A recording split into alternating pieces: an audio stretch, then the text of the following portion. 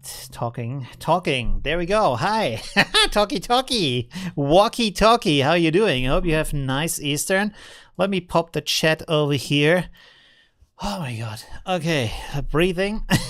Some air. Hi, Eric. How are you doing from Vienna Meidling? How, Johan? How are you doing? Thanks for joining. Creative Decisions. Okay, that's a nice username. From Barbados. Hi. Sandra from the Washington State, USA. Hi. Jens from Germany. Tony from Essex, UK. How are you doing? Thanks for joining on Easter. On Easter Sunday. I hope you had a nice Easter dinner or festivities or, yeah. By the way, the Greek are Orthodox, so they have their calendar a little bit different for the church festivities. So in Greece, it's not Easter right now, even though it's the biggest festivity of the year. It's bigger than Christmas. I think it's later. I'm not quite sure. I think it's later. Yeah, but some have Easter already. All right. Right. By the way, this is a question. I was at the barber recently, as you know. Look at that. I think it looks good, right? It looks nice. And my barber is, I guess, Muslim from the belief. And she said, or he said, Happy Easter. And I'm like, yeah, okay, likewise. Bye. And I'm like, oh, wait. Do they celebrate Easter? I'm not quite sure, because you might think, no, they don't, because it's a different religion, but actually very similar. Most of the holy people are the same in both books. Jesus is in the Quran, and Moses is, and Abraham is, and everything is in there, right? Maria is in the Quran, so maybe they have Easter. I'm not quite sure, to be honest. I'm not sure. I need to find out, because it's really interesting. John, you are from... yes, John, where are you from? Hi, Peter from Ontario. How are you doing? Thank you very much. Happy Easter to you, too. Johan is from Amersfoort in Netherlands. That's awesome. Okay, and Jens, you should change the color of the shirt.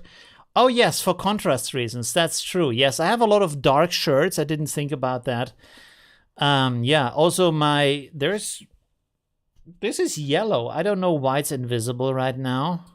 The green screen in OBS is not the best, to be honest. Yes. Thank you very much, Whoops. Whoops? How do you pronounce that?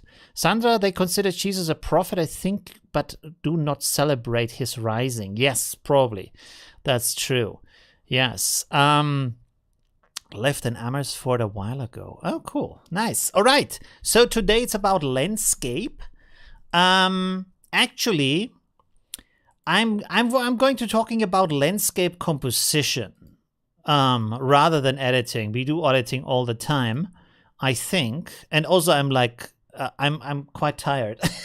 I'm not sure if you can see that, but I'm so much working recently on my channel for you, of course, all the kind of learning, especially filming. I'm trying to learn how to film to make it better from the videos. I think the last video, every video became a little bit better. I have the impression, and I'm always outside and trying different settings and different camera moves and it's just, it has to improve, and I need to write what I want to film just to make it more interesting when I'm outside filming these things. I think the last one was pretty good. At the Kunsthistorische Art History Museum in Vienna, looking at the different kind of compositions and tips and tricks and stuff like that. It's a lot of work, though. I think every minute of that video is about 2 or 3 hours work. Every minute of that, it's like a 9-minute video. 18 hours or more is easily 20 hours, 23 hours easy. I was there actually 2 times. Don't think I took these photos willy-nilly. Oh, I'm just so good at taking photos. No, I was there the evening before because I thought, oh, sundown, nice golden sunlight. I want to have that in the shot. But then there were so many people. I tried to photograph, but I just couldn't get any nice perspectives without having tons of people. And there's actually, I think I used 1 or 2 pictures in the video still. And also I filmed myself at the evening. I maybe should have filmed myself in the morning again, so I could have standing in a nicer position. But then the next day I went there at 6 in the morning, so I have the first sunlight of the morning, nobody's there, and I could take the perspectives I actually wanted to take there. So yeah, it's it takes a lot of work to do these. What's Adventista? Okay, cool. From Brazil. Hi, how are you doing? Nice to have someone from Brazil. Always cool to have people from all over the planet. And today, when we talk about compositions, you will be surprised. I guess you will be surprised that there's a lot more compositions than just like the third and the golden rule and all that kind of stuff. There's a lot more, actually. So let's have a look at that. Let me put the chat on the second screen and then switch over to my screen. There we go. Okay, cool. Oh, I need to breathe. Oh, yes, and a sip of water. Okay, and then also a sip of coffee. From the Christmas cup. A little bit, no Easter cup. Do I have an Easter? I need to buy an Easter cup. By the way, let me switch over to the talk through real quick. Should I'm not sure. Should I buy some like stuff like Easter bunny ears or something to wear during the stream? Maybe that's funny. I don't know. Maybe it's too goofy. You know that I like to make jokes about myself, so I would feel good about that. I wouldn't have a problem, but maybe, I don't know, it's too goofy. I don't know. It would be funny, though. It would be funny. Okay, let's go back here. So we have landscape here, but I also have to search it again. Wait a second, landscape. And then we will search for newest, because when you search this is picked by Unsplash, and these are good pictures. And then here you have a lot of pictures that are not so great. And we will look at them too, to have a comparison. Because, of course, all the time when you look at these great pictures, you're like, yeah, of course you would take it like that. But then you go to the place and there's no chance you take it like that, because it's really hard to do that. And of course, because a landscape is big, so to find that place where it looks that good, that's already pretty hard, right? Okay, by the way, I need my software where I can... Do you hear me? Yes, you can hear me. Okay, that's good. All right, I need the software so you can see my mouse. And then I've also turned on the painting thing. You see, I can paint on my screen. There we go. Very funny. Okay, so I can show you some composition concepts today. I watched your videos over 2 years. Oh, nice. Thank you very much. That's awesome. Really good. It's always good to have people watching for a long time.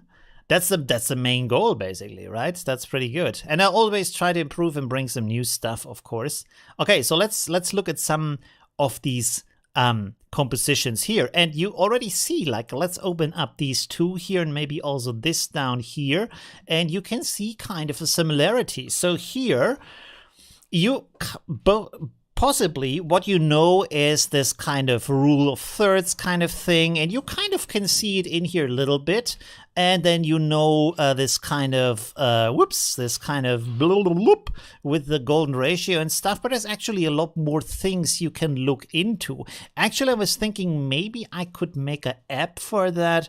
I'm not a coder, so I don't know how to do that, but maybe I can learn that. I'm not sure. Anyways, here is this kind of composition you see in these pictures. When you look here, this kind of thing. You see this kind of valley shape, this kind of U shape you have in here. And, whoops, you find the same thing in here, also like that. Wait, the glass is in the way of my mouse. I can't draw. 1 second. There we go. And then let's go to the next one. You can see here kind of also like this. Right? I'm not saying like this is the only composition concept that was used here, but it is very dominant in these pictures. So feel free to disagree and say, no, that's actually a complete different concept that was used here. But you can see that this is a dominant concept. And of course, it makes a lot of sense because this kind of valley shape brings the attention to the center of the image and at the same time has a nice balance in there. So that can work as a very nice concept. Let's close these and let's go over to some other stuff here that we can find. What else do we have here? Oh, there we have another one. Look at that. Now here, interesting. You see you have some shape here on the side. So basically what you have here is you have this kind of L shape. You often also find in images. Of course, also you have here this kind of downward thing in there, but you can, ooh, 1 second, no, okay, there we go. You can see that we still have this kind of dominant L shape in this picture, which you also often find in composition. So that's another kind of composition that you can have in there. So that's also interesting. And often you find, like, because in your camera you have these lines, and of course when you have these kind of rule of thirds things, you can of course say, okay, horizon line here, and then there's another line up here, so you can use that in a certain degree, but it's not always the answer to have these kind of basic concepts in there. There's more to an interesting composition, especially in a landscape, because there's so much stuff going on. You see here, we have this kind of lines of thirds, but thinner. I'm not sure what they are called. You see these, you often see also these, you know, they have this kind of thing. You can see like how this stuff is squished here in the middle, and then here there is less stuff, and here there is less stuff going on, right? I filled it a little bit too hard, but let's go like this. You see, main element here, up here nothing, down here nothing, or like very little. So the main element is in the middle. Also kind of a concept of composition. I should look at this chat once in a while. Sorry for that. Okay. By the way, tell me about your Easter stories also. Did you search for Easter eggs? Do you do that? Hide them in the garden or something? I don't know. Is that still a thing? I don't know. Costumes only on Halloween. Really? Okay. Okay. All right. There we go. Hey, my ad block has a bunny today. That's nice. All right, let's go on. Should we also maybe also look at some bad examples maybe? And by the way, I'm not like talking bad about these photographers or anything. Like, I take a ton of bad pictures. Don't worry about that. I'm like, everybody is like just trying to figure out how to do it good. Let me, oh yeah, there's some stuff here. There it starts. There's another one here. This is maybe okay. Let's go with this also. What else do we have here? Let's see. Yeah, not too bad. Let me see. What else do we have here? Yeah, another one. So you see, like, there's a lot of photos where you're like, I think it looks good when you stand there and look at it with your eyes. And this is the big problem. Our eyes see things different than the camera does, because first of all, we have two eyes, and the combined like perspective of two eyes gives us a different picture than what we see through the camera. So often something looks really amazing when you look at it, but then when you take a photo, it looks nothing like what you saw with your eyes. And you can see here, like, what is it we are looking at? This is the main question. I think this is the biggest advice to find a good picture, to find a good perspective, is what are we looking at? What do I want to show? And it always has to be one thing. That is really important. Don't stuff your image with a lot of different ideas. One thing. That's already more than enough to figure out how to take a good picture of just a single topic, not a single element, a single topic. That's the important thing here, right? And here's like, what is it we are looking at? Again, I'm not talking bad about the photographers. I'm not shouting that out for anything. I'm just saying these are examples that are not so great as the other examples we find over here, right? Let's look at this again. Like, I mean, okay, there's the tree in the foreground, but it's like, not so great. It's kind of, I understand the idea, but it's just not really there. It doesn't look too interesting, right? And of course, that's a long process to develop something that could be more interesting, right? Let's go back to the next one again. What is happening here? The foreground is kind of blurred. The background is pretty blurred. In the foreground is not really anything that is like really interesting to look at, that stands out. We don't see the flowers nicely because they're like from the side, so you don't see the top of the flowers. So what is exactly the idea behind the picture? That's always I think that's the leading point, right? There's in a lot of things, in life, you find that there is always kind of a leading thing that gives you the kind of key to unlock the rest of it. So if you follow that, the rest of the thing falls in place. By the way, this is a good idea. I was talking to a student. Actually, she's my flatmate right now. She's not here right now, but we were talking about architecture.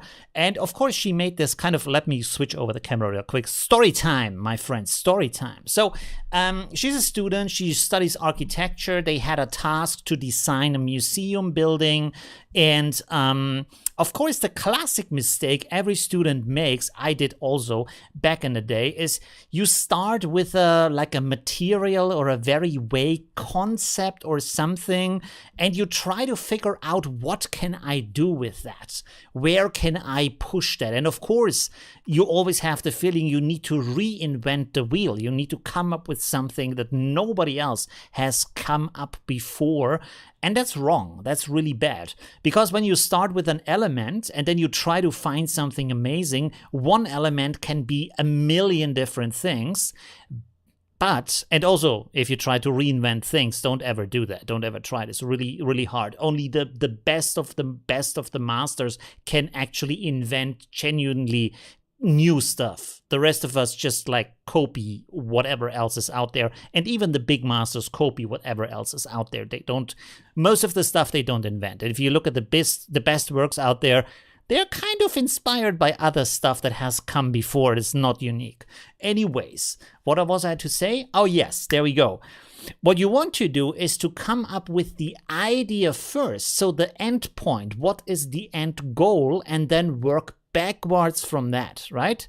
Not the other way. Don't go from the starting point and try to climb the mountain. Start from the top of the mountain and then you roll down. Because when you roll down, you hit every kind of thing that's in the way, because gravity. You don't have to figure out, where do I need to touch this and that stone. You just hit it because you're falling downwards. It just comes to you, is what I mean by that, right? So this is how it works a lot easier, right? So now I need to come up with an example. Let's talk about the example of her architecture task. So they were tasked with, I can't even remember. Anyways, so I said, well, it was something like they had to build a museum at a hillside, and it was inspired by a famous American architect that does these kind of Hollywood buildings that are built into the hill. I can't remember their name right now of that architect. And he had this kind of nature meets architecture, or technology meets nature. That's the kind of concept he had in the building. And so I said, okay, just take that idea, because it's already a pretty good idea, and then just make it modern and try to figure out what changed today. So what is kind of the concept that we have today in society that is, is kind of relevant or relatable to that, right? So when you figure out just one point of that, from that you can work backwards. Does it make sense? I don't know. Maybe everybody's bored right now because I'm talking about architecture. I can't quite remember what I said, but I think it was about the social dynamic that we have today is meeting. So the people that come in with their social dynamic is meeting, what was it? The natural, the concept of a natural landscape, right? So you have a dialogue between natural concepts, experiencing natural concepts, and social dynamic as we have it today, which have changed in the last generation dramatically from what our parents have done and how we socially interact with each other, social media, all that kind of stuff that we have today. So, for example, Instagram is a pretty big way on how we represent ourselves in photography. So when you think about a space and how to enter into that space, to open it up and to make it fluid as a social media space in an image kind of perspective could be an interesting way to say, okay, the architecture follows that kind of need to have a liquid space for taking photos, representing social interaction in that space while we experience nature. So the building is built in a way into the hillside that enables that. And from that, you can work backwards and think, okay, what do I need for that? What kind of structures do I need? What kind of rooms do I need? You know, much easier than to go the other way. I'm not sure if that makes, maybe I should have come up with a photo example. I can't think about one. Maybe you can give me one in the chat. Maybe that makes more sense. Anyways, let's go back here to the, we can talk about the concept. I don't know, in a photographic sense. Give me some hints, give me some suggestions in the chat, please. Hi, inner city from sunny Nottingham in England. Hi, how are you doing? So you will find that a lot of this actually has kind of a concept here. You see, like this, not too bad actually. It's kind of nice. The editing needs to be better, but the photo itself, it has structure. It has structure, so that's nice. Let's see here. It has, this is again, is kind of a problem with the composition. You can see this kind of sandwich here in the middle, and then up top and the lower part, not too much going on. So this is the concept we have seen in another photo before. But the problem here, of course, is you have all this kind of stuff in the foreground. So either you clean it up digitally or you come before the other people. Again, this is the reason why to get up early as a photographer is if you go there at 6 in the morning, there's no tire tracks, there is no kind of course, there's no people in the background at that point. But this stuff here, it just doesn't look good, right? It doesn't look, it's what is this even here? You know, what is this? It's just like, it's icky stuff. You don't want to see that, you know, it doesn't give you this kind of, oh, wow experience, right? So, yeah. I think you mean no, not Frank Lloyd Wright. No. The other guy. I don't remember his name. But similar. He was inspired by Frank Lloyd Wright. He came probably a bit later than that. I'm not sure. He made these buildings that go like this. They go on the hillside and they are like so. Whoa, that's really bad. You know, here. And then you have these big columns downwards. So like this. And the hillside is basically here below that building. You know, and then up here you have this kind of architecture like that, you know, with the big glass windows in front. This is his kind of thing, you know. I'm not sure if you can see anything. Okay, anyways, let's go on. What do we have here? Oh, this is another good one. And you can see, look at the difference. Look at the difference of this picture compared to this picture. There's like dimensions, there's worlds between it, even though the concepts of the composition is similar, but it's not the same thing, because apart from the composition, also time of day and the light and the editing afterwards have a huge impact. As you've seen also in my video where I showed you the before image of that one with the chain, and then the after image where I edited all the kind of elements in, not elements, but like through editing, you bring out the character of the photo. So that's pretty important. Bruno says the thinner rule of thirds is phi grid. Oh, okay. Thank you very much for that. I didn't know that. Thank you very much for that. Basically applying the golden ratio of the four corners. Ooh, okay, interesting. But one composition I got interested in is the harmonic armature. I don't know what that is. I'm not so great with these kind of names. I just don't have an idea on how to apply. Let me search that real quick. What is that? Harmonic armature. Sounds musical. What? What is that? Some kind of sci-fi 3D chess. This is when what is this? What's going on here? What is this? Yeah, that sounds, that I don't know.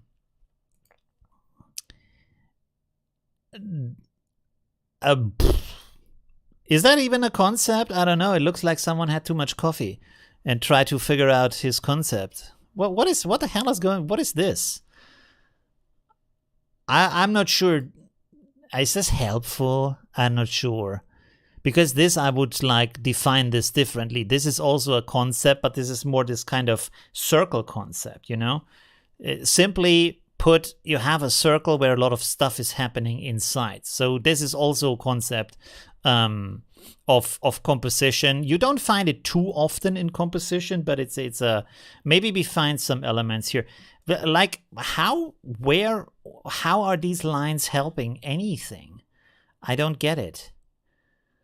Maybe, well, I have to read about it. I have to admit I don't understand anything about that either. It looks very strange and very like over engaged into the process. I don't know. I have to figure it out. I'm sorry. Okay. Let's go back to these images. So you have seen like there's a lot of bad examples here, and of course that is the norm. Don't think every picture you take has to be amazing. Most of the pictures you take are not going to be great, and then sometimes they are going to be good.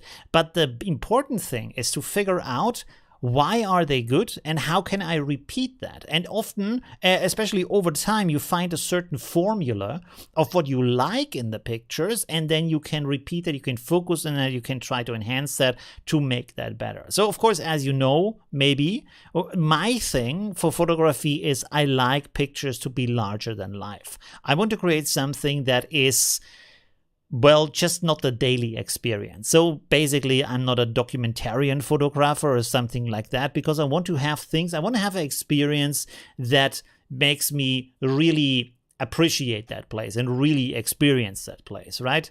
Let me see if I can find the picture right now. Where do I, this is here, choice, yeah, there it is.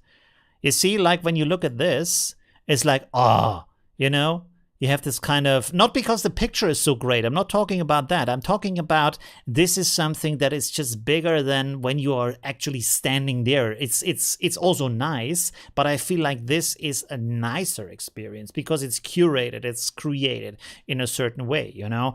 Like Hitchcock says, you have like, with film, he said film is like, when it's live without the boring parts. And I think photography for me also, like life without the boring parts. Like how would life be if you're like super happy and really enjoy that place and you're there and you're like just, oh wow, this is so nice, you know? That's the kind of idea, the kind of interest I want. I'm really mad about this, but there's nothing I can do about this kind of stuff down here because it's just there. And I didn't want to edit it out because that would be a bit too much cheating. Maybe. Oh yeah, here you can see the before and after. Look at that. So this is the before and this is the after. You can see how much this is actually changing the character, not just of the photo, but also of the place. And of course, I forgot down here to like edit out that paper clip here, but never mind. Not a paper clip, paper piece, whatever. Yeah. So you can see, and that's just my kind of thing of how I like to photograph, and I always try to figure out better ways to do that. Let's go back to the composition thing though. Oh yeah, here is something you also will find a lot. By the way, oh yeah, it works. Okay, cool. You see, you have this here, like so, and then you have a line on top here that goes like this with the horizon. Usually the horizon, sometimes it's something else, not the horizon. But you have this kind of triangle here or like a pyramid in the middle and then this line, right? And you find it not just in these kind of ways where it is clear from the perspective because of the horizon. You also find it in other pictures. Let me see. Maybe here, I'm not quite sure. Oh, there's another one with the U shape. See? It happens often. There's another one with the line, of course. This is from the perspective. Let me see. Is there another one? Can't find any right now. Well, never mind. Never mind. Let's go back here and see. Or was there? Let me check these real quick. There's a here. Maybe we can look at this. Maybe.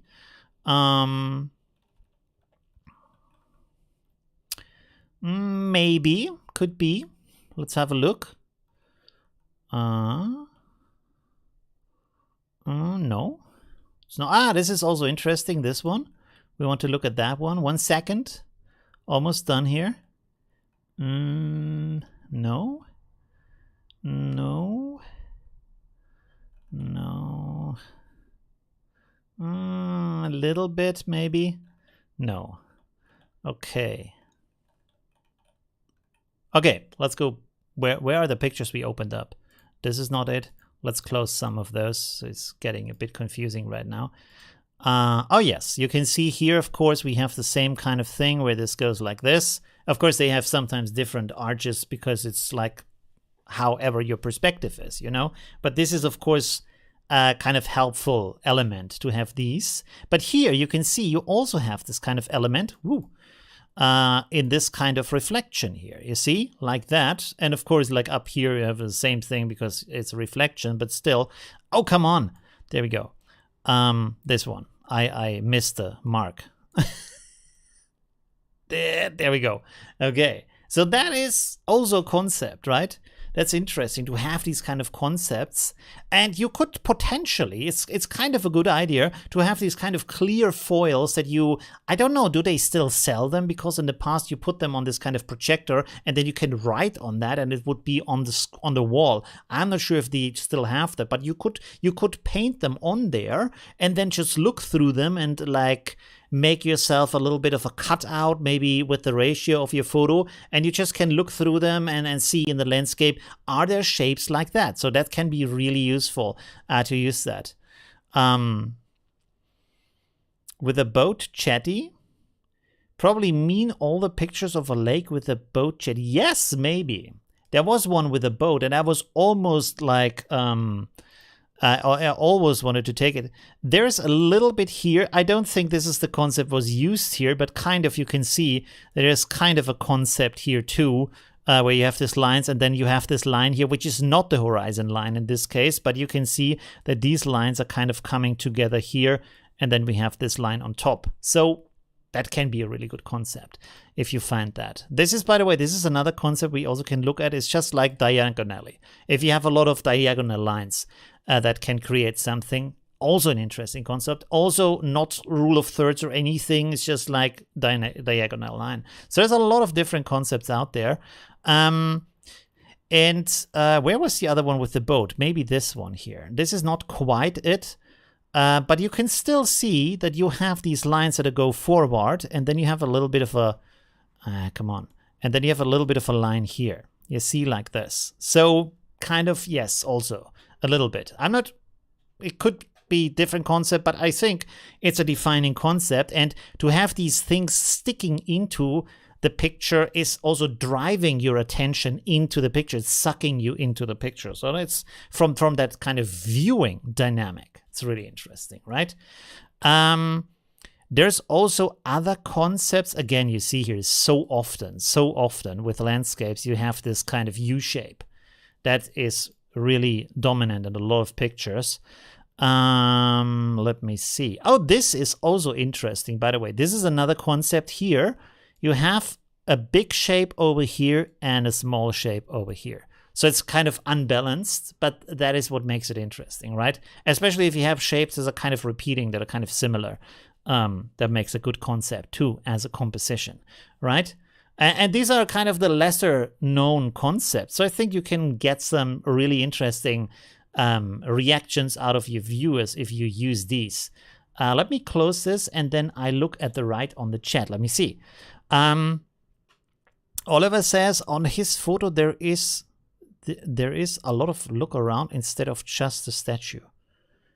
On what? On his photo there is a lot to look around instead just I'm not sure what that means. And the photo's face and direct the eye on the building. There is some line from the left to right. That's why it's interesting. Wow factor. Then just the statue. What? Do you mean from my picture, or do you mean from these like many lines we have seen before? I'm not sure what kind of picture you're referring to at the moment. Let me know in the chat, and I can talk more about that. Jens says you probably mean all the pictures of the lake with. Yeah, I've already read that. Where about? I don't know what that refers to. Hi Joey from Texas. How are you doing? Thanks for joining.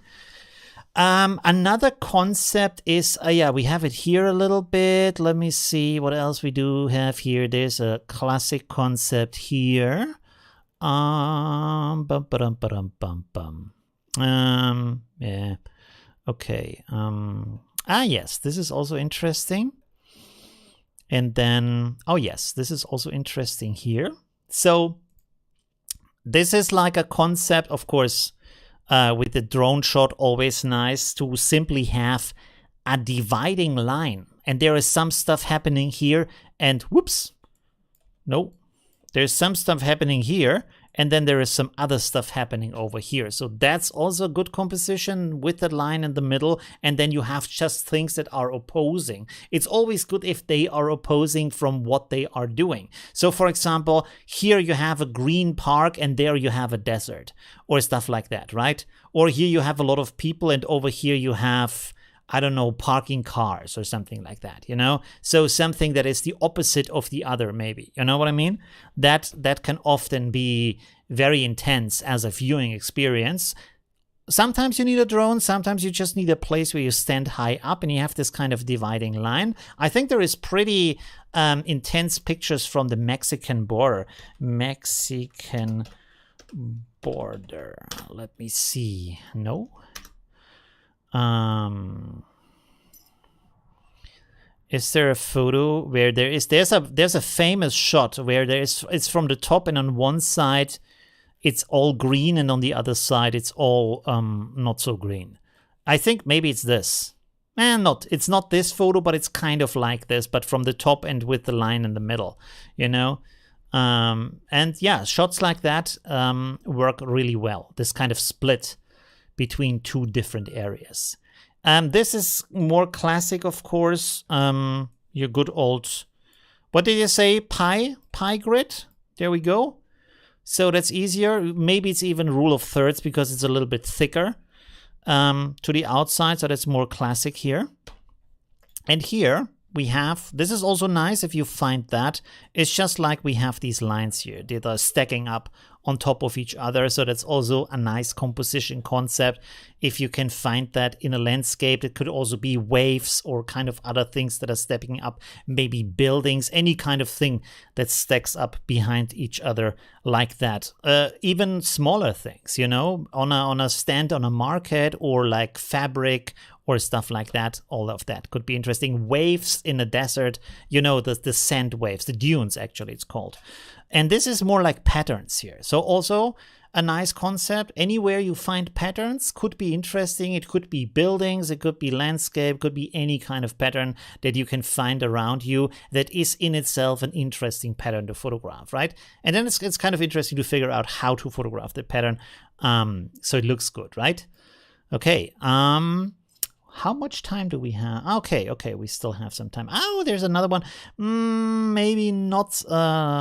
Like there's this kind of S shape, but this is actually not an S shape here. Do we have an S shape? I thought I saw one up here.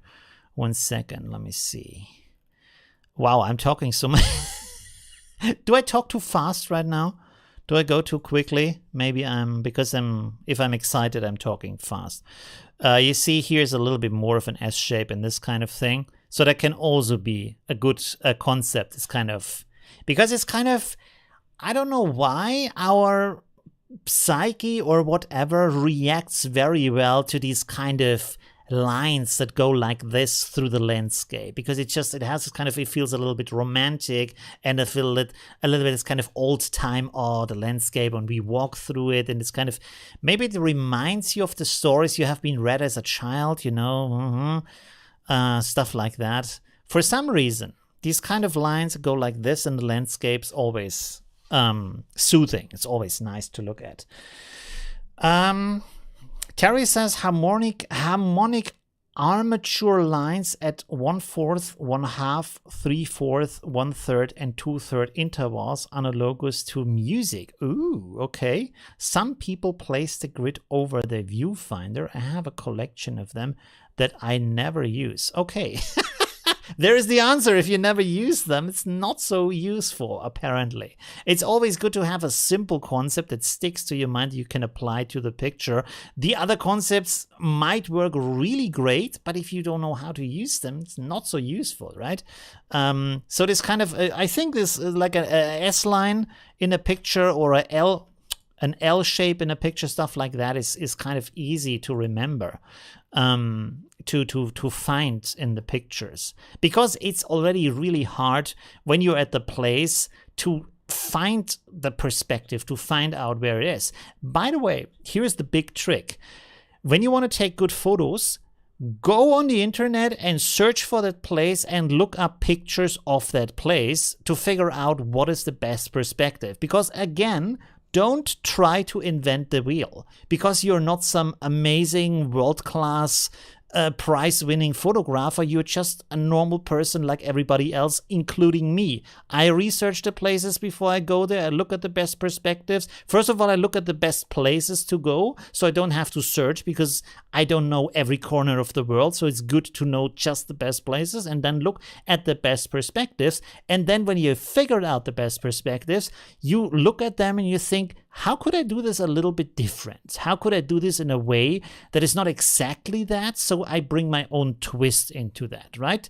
And that's it. That's the only, this is the big thing, is to just make this little step from, this is a great idea, but make it a little bit different. That's the only thing you need to do. And this is like, if you think, oh, he acts like we are stupid. No, this is absolutely not the case. Look at what the big like Hollywood studios or all these kind of musicians, everybody does. They tell the same stories in the same way. They play the same chords and the same harmonies, everything the same, because these are proven concepts that work. So they always go with that. And there's tons of books and knowledge about these things, why they work, how to follow them, how to build them up. That's how that works. It's not to say, oh, you don't know better, you can't do it. It's to say, this is how you do it, and then you try to do it a little bit better, because this is how it works. How innovation works is look at the best stuff and try to make it a little bit better, right? So that's really, really the best way, even if it sounds stupid, and even if it is so enticing to say, no, I'm finding a new way that nobody has done before. No, because that's super hard, right? Very, very hard. Anyways, let's go back here. Yeah, and again, like I'm learning every day. You know, I'm standing today. I spent hours upon hours trying different camera settings, looking at at the computer at it, and go back outside, try other stuff, look at tutorials, go back outside, try other stuff. I did that all day today. Yeah. Apart from having dinner with my mom for Easter, family time, and then go back to work. All right. Yeah, it's a big learning process, but if you like learning, that's good. That's all you want to do. Here's another L shape. You see how easy that is? If you look for these kind of easy concepts, boom, there it is, L shape. So, and again, if you're at the place, it's so hard to figure out, how do I photograph that waterfall so it looks good, right?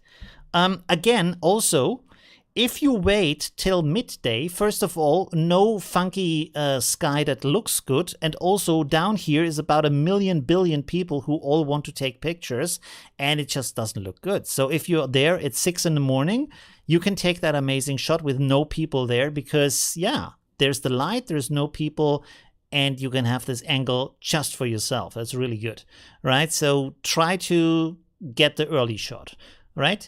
Okay, anyways, so let's go back to our composition stuff. What didn't we have talked about? I mean, of course, you can see a lot of the concepts here are repeating, because everybody is using the same concept. So I'm trying to find some other stuff here that is not used so much, although we are looking at landscapes. By the way, this is also good. Let's close some other stuff here, and then I have to look at the chat again. Sorry, I'm talking too much today again. Sorry. Use the chat. Tell me something. Oh man, I'm on fire. Oh God. I'm a pretty intense person. I think you can tell. And this is my main thing. Like, yes, if you meet me privately, I'm talking about this stuff. It was so funny in the last VidCon in London. It was like 2 or 3 years ago. I was sitting down with a guy and he was super intense about his concept of startup he wants to build.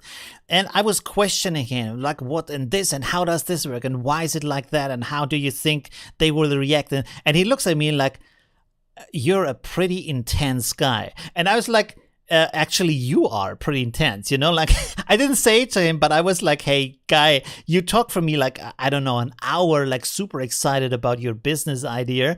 You like, sparks flying and energy everywhere, like just from the energy he had. But apparently my questions were also very... very intense because it's just interesting. Anyways, let's go back to this picture here. So what you can see here, this is also very nice. This is something we react to very well, is when you have shapes that are similar and they repeat in perspective in your photo in different places.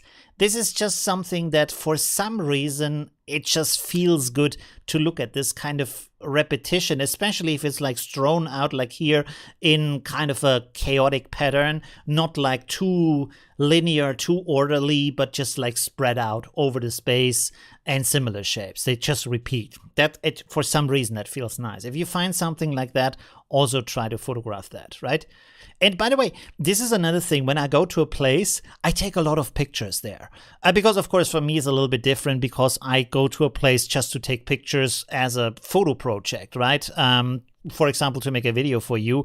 And so it's not like the tourist thing where I just have to have a lot of locations and only have 1 or 2 pictures per location. It just can go here and just like take 150 or 200 or 300 pictures and then afterwards figure out, okay, this worked a little bit better. And what I do is just like I photograph it and then I go a little bit higher and then go a little bit to the side and then I go a little bit down and then a little bit here, a little bit there, because sometimes these very tiny changes where you go like a tiny bit to the right and you look at it afterwards on your computer and like, oh, that looks good. And the other one that was not like that, not so good. It doesn't look good. It just doesn't feel right. And the other one does. For some reason, you know, it's good to figure out why, but often it's just like, I have no idea why this one looks good and the other one doesn't look good, because they are almost similar, but it's just a little bit different, right? And so here, like, you could go a little bit higher or a little bit lower and maybe it would not work. It would just not look good, right? So there's a lot of possibilities here, right? Okay, anyways. I can't wait when I have my car. When I have my driving license, I have to do that first so I can actually do the photos and then explain the different kind of variations in there, right? Here we have another one of interesting, where you have one thing happening in the low part and one thing happening in the upper part. In this case, you can see here you have cool colors and here you have warm colors, and it's split in the middle through the landscape. So again, the opposing elements on both sides that are the difference of each other, that can work very well. Of course, in here, I think it's also enhanced through the editing. If you would look just at the original photo, it probably wouldn't look as interesting. So editing has a lot to do with taking the photo, which I know a lot of you say, oh, I do everything in the camera, but that's not how I photograph. You know, it's different for different people. If that is what you want to do, it's also great if you have the ability, but I think editing can bring out a lot of it, right? So, but if you feel about it has to be in the camera, also good. That's also nice. Although in that case, I wonder why you would watch my channel that is about editing if it has to be done on the camera. It's kind of strange. Anyways, there we go. All right. What's the time? 50. Let's do a little bit more here. Wow. I need to breathe a little bit. Okay, what else do we have here? Let me see if we have some interest. There we have it. Look at that. Here we have the same concept. Look at this.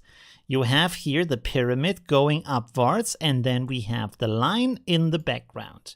And of course, in this case, you can easily see that you could do it differently, where this pyramid sticks out over the horizon or is below the horizon when you go a little bit up the hill and this thing is just below that. And maybe it would look better, maybe not. And this is kind of the thing of just trying it out and seeing if it works better. Yeah. You can, by the way, you can also do it a little bit with sketches sometimes, or what you can also do is that you cut out these elements, or maybe like cut out this lighthouse here with the hill in the foreground, then search for a different picture with that kind of sea in the background, and then just move it up and down and see, does it look better? Does it not look better? You can play with the composition on your computer and see if it works or it doesn't work. So that's actually a good way to play around with composition, to figure out how to do that without going outside all the time. Okay. What else do we have here? This is also cool, but I wouldn't right now know to tell you the composition concept behind that one. What else do we have here? I'm still looking for one more concept I haven't seen yet, this kind of tunnel thing, but of course, landscape, there isn't too much tunnels here. You see here again, we have this kind of layer concept. So yeah, there is a lot more concept than golden rules and rule of thirds and this kind of stuff. Yeah. And you can see how often they repeat. Here we have more. What would you think about this? Would you say this is a pattern composition, or do you see something else than a pattern composition in this one? Because for me, it's like mainly the pattern, because there's not much else going on here. You have this light beam, but the room isn't going into the background or something, even though it looks like that. What would you think this is from a composition standpoint? Okay, let me know. I will leave this open in the background. Do we have some other concepts here? There's a lot of the same. You see here, again, of course, it's maybe by chance, but anyways, you still have these kind of lines here, you see? So, yeah. But also, I mean, you can walk around there. Can you walk around there? I'm not sure how this was taken. Maybe they're on a ship and can't. But of course, you can walk there until you see these kind of lines. You could also take it from over here and not have these kind of lines on the ground, right? So, yeah. Can you create Corel Draw integration script for Affinity Photo? What? No, I have no idea how to do that. I don't know how to script or do any kind of thing like that. I see a C shape in the cave with a vertical stick of light. Yeah, also, but is it like this kind of S shape, or where would that be actually? Like here, you can say there's a bit of an S shape here. Maybe that could be it. Yeah, interesting. But mainly, I feel like more of a pattern thing. But yes, you're right. There's definitely this kind of S shape or C shape. And then we have this beam here in the background. So that's interesting. The C shape, like these gymnasts on the floor with the baguette thing? The baguette thing? Okay, you mean that kind of little string that they play around with? I think basically we have talked about most of the concepts we can see here. And you can see most of them are the same concepts. Again, you have here these lines that come together, the perspective, which is also a good concept, you know? If you take a photo like this, it would be nice to have a comparison now, but if you take and you stand, like, let's say you stand a little bit more to the left, could we crop that out and make this? Let me wait a second, this doesn't work right now. Okay, there we go. So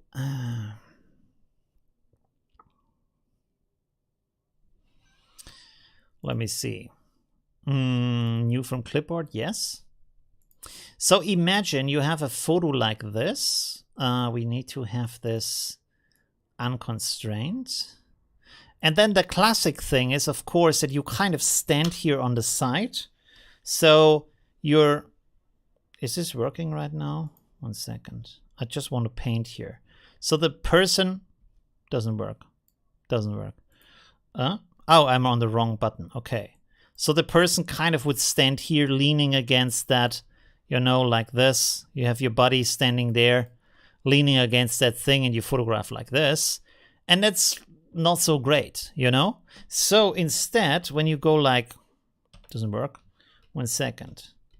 If you have it centered like this, and your friend is standing here in the middle, like so, that is much more interesting perspectively. You know what I mean? It's because then also the lines are going toward your friend, and then you have the landscape in the background, and everything is also balanced out rather than the other concept that we've seen before. Okay, I'm I'm confused with this. I have a button, and the button makes this kind of lines, but when I make the lines, nothing else works on the screen.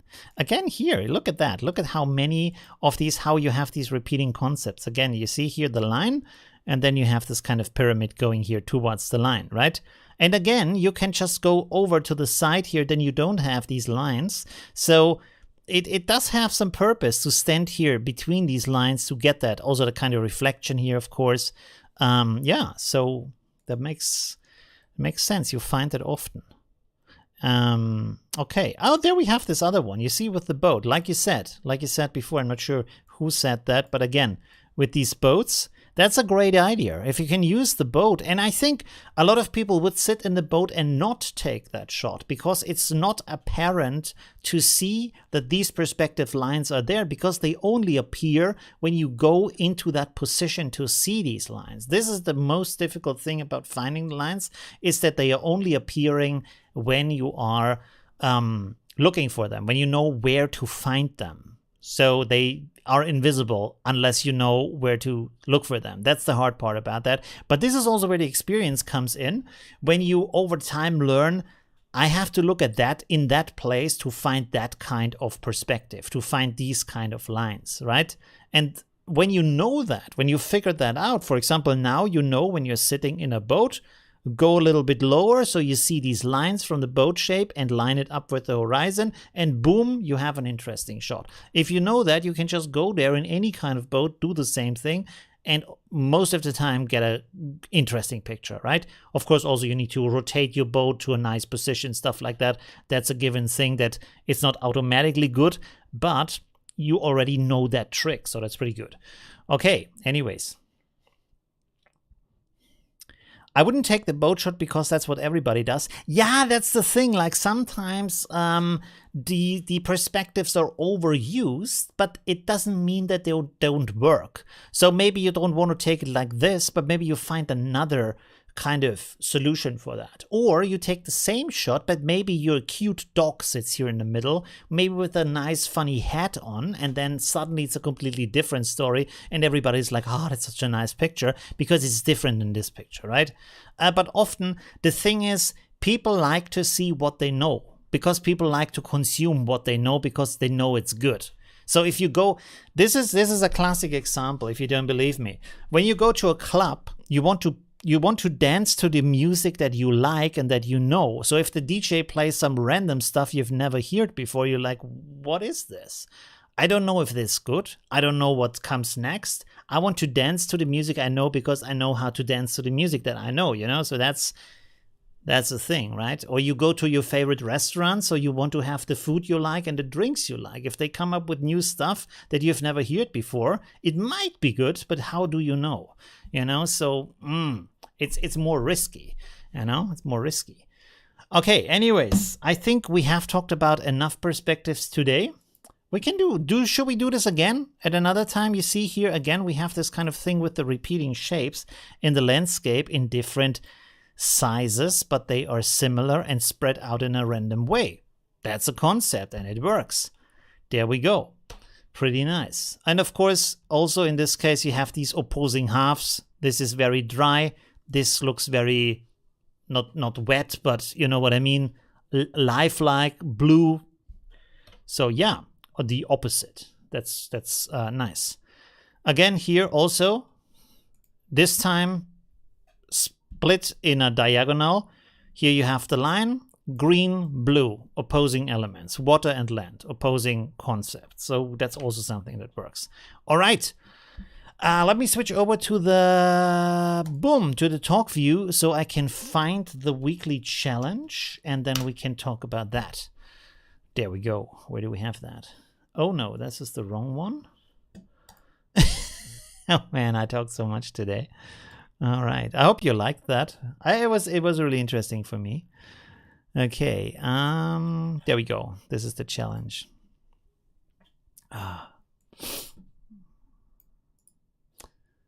Okay.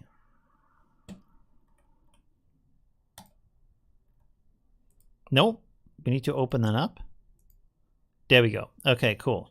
So this time, this week, the challenge was, let me switch over again to the walk view. What does, wait a second. They are all leading lines that put the viewer's eye into the photograph. They are everywhere if you look. Yeah, but you know where to look. This is the important thing, and that's also the hard thing, to figure out where they are and how to use them, right? Of course, they are everywhere around you, but you need to know how to use them and where to find them. And that is really hard. That is really hard to do that in a good way. And of course, over time, the more you try to do that, the more you understand these concepts, the better it gets, the easier it gets, and the more you can play with them, and everything gets amazing. And at a certain point, everybody's like, how do you take these amazing pictures? Because you know the concepts, because this is the key to making things great. And how they look. It's yeah, we are not as complex as we always think we are as humans. We react to basically the same things most of the times, right? If you hear romantic music, it's romantic. If you hear scary music, it's scary. It's the same for everybody. Nobody reacts scary to romantic music and romantic to scary. If you react romantic to scary music, there is something wrong with you, literally. That's not a good sign. That's a sign to look for a shrink. Anyways, you know what I mean. Or like people like bitter and salty and sour, and what else is there? I can't remember. It's not too much, you know. There is also other stuff, but we just don't like it. So it's not part of our like cooking palette, you know. It's not part of these categories. So I gave you the task to make anything interesting with this picture here, which already in itself is pretty funny, pretty cool picture also. And we have a lot of very cool entries here. So the first one is from Shalaba. I hope I pronounced that correctly. Wow. Okay, there's a lot of the overdose of vitamin C and D. By the way, there was another content. Leading lines can be real or implied. Yes, that's also good. That's a good point. They can be real or implied. That is true. I think today we talked more about the real lines rather than the implied lines, but we can talk about the implied lines next time. Okay.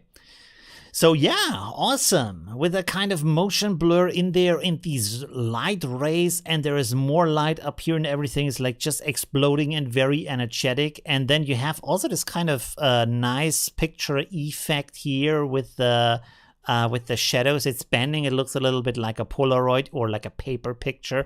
That's also nice. Adds a little bit to the atmosphere. Pretty cool.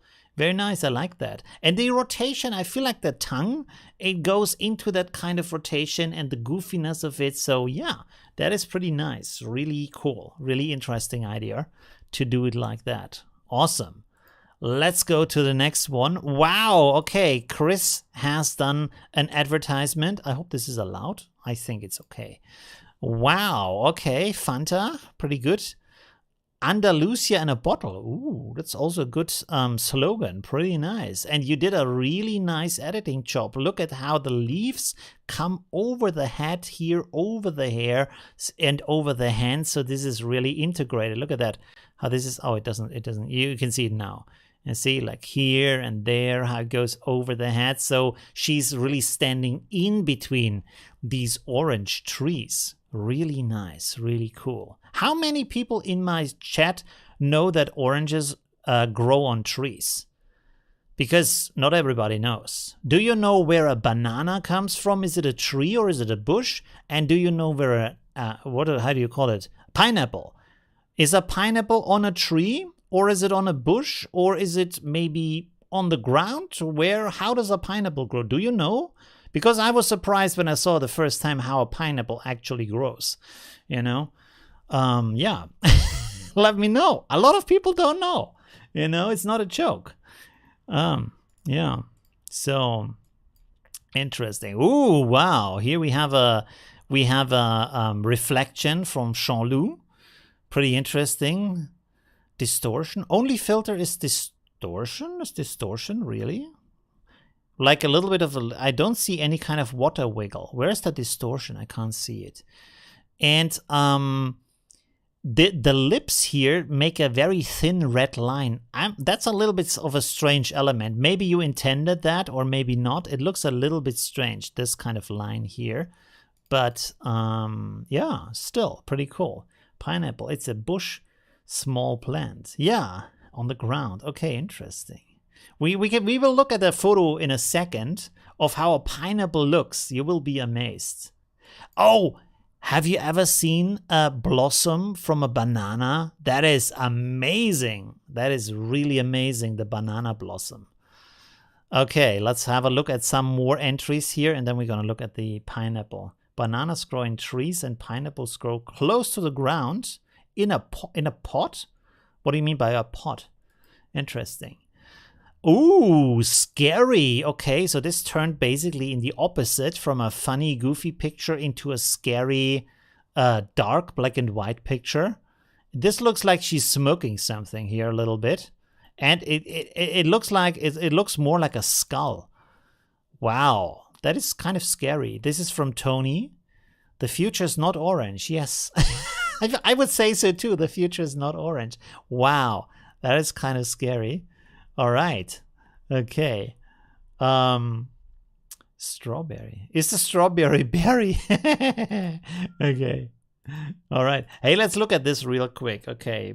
Pineapple plant. I wrote it completely wrong. And this is the amazing thing. Look at that. The pineapple is... Oh, there's no good picture here. Oh, yeah, there it is. The pineapple is on top of a stick that comes out of the ground.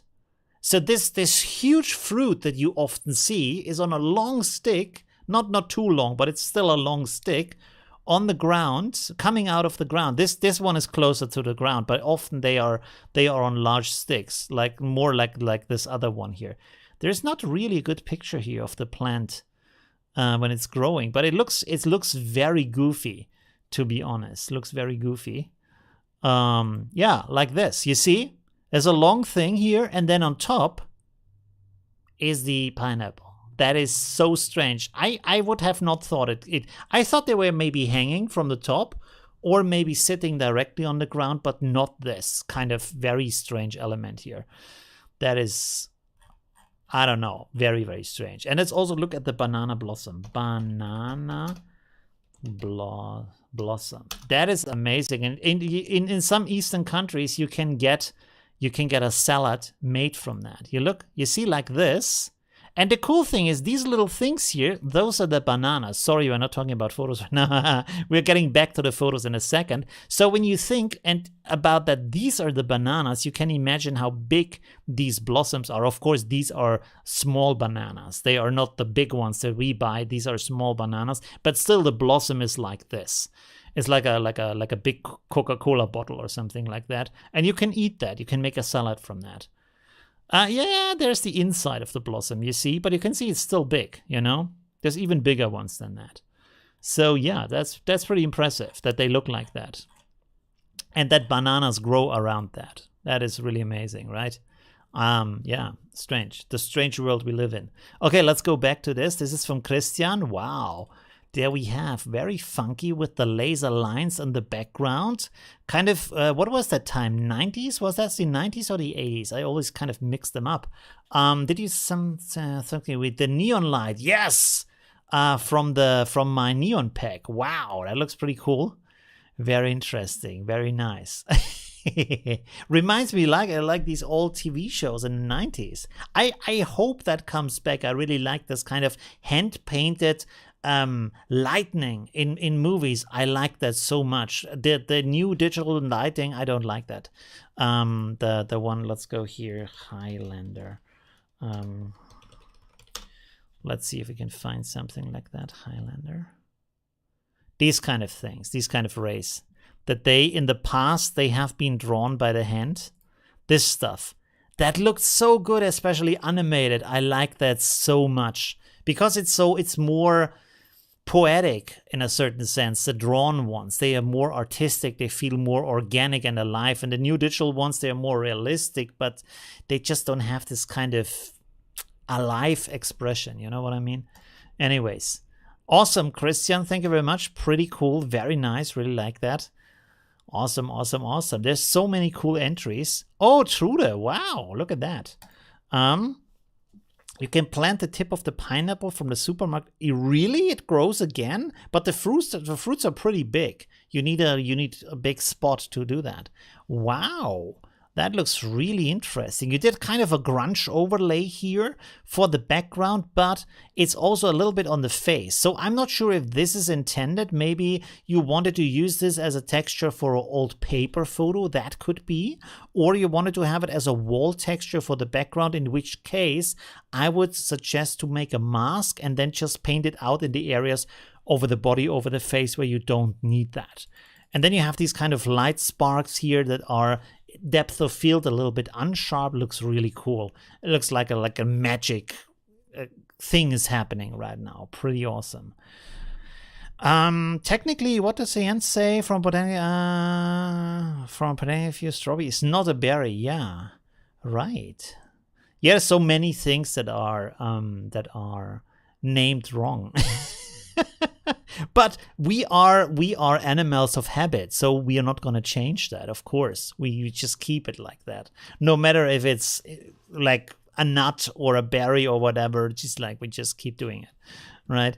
Okay, that looks really awesome, Trude. I like the harmony of the colors, how they repeat in the photo and then in your effects, and everything comes together well, and how you recolored the oranges into grapefruit. Do you say grapefruit? Grapefruit, yes, right.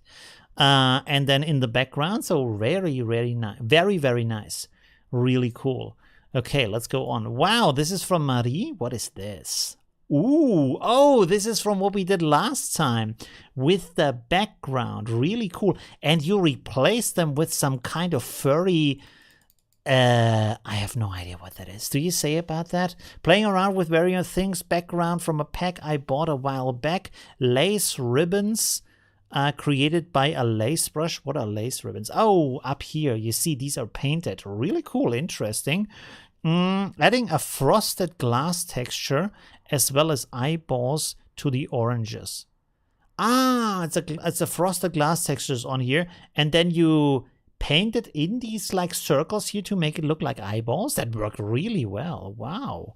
Okay. HSL adjustments to get the orange shirt into a purple, and overall of it, one of Olivio mythical gradients. Wow, nice. Okay, everything comes together in a really nice way. Pretty cool. Very, very interesting. Yeah, I like how all the colors fit together and the elements in the background look cool.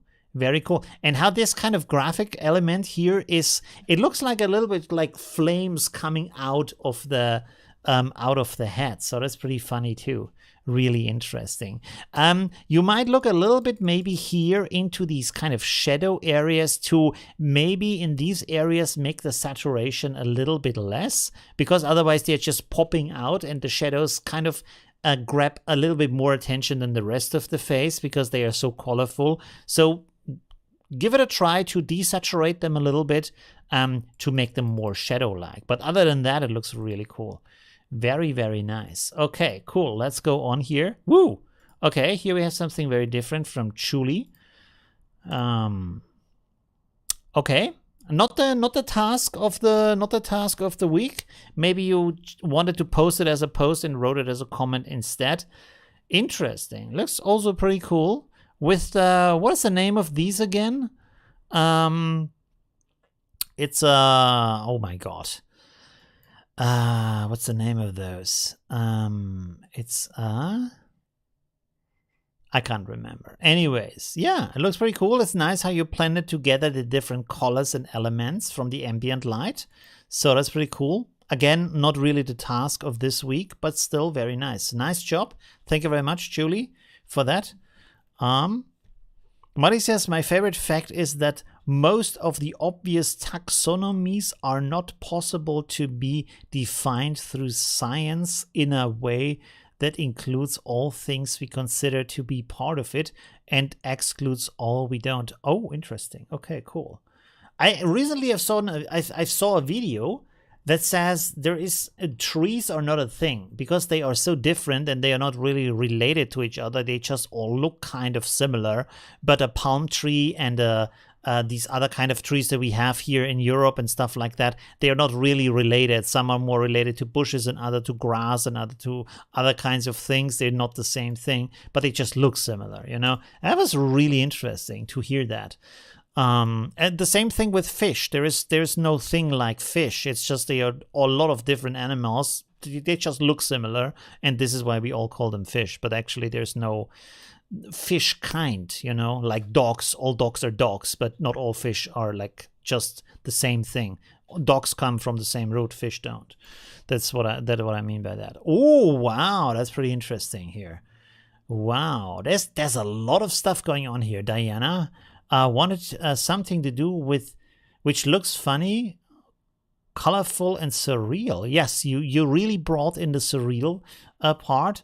Also used swirling. Oh, nice. Look at that. Look at these elements here.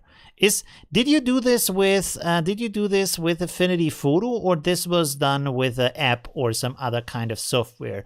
Because natively Affinity Photo doesn't do these kind of bending things.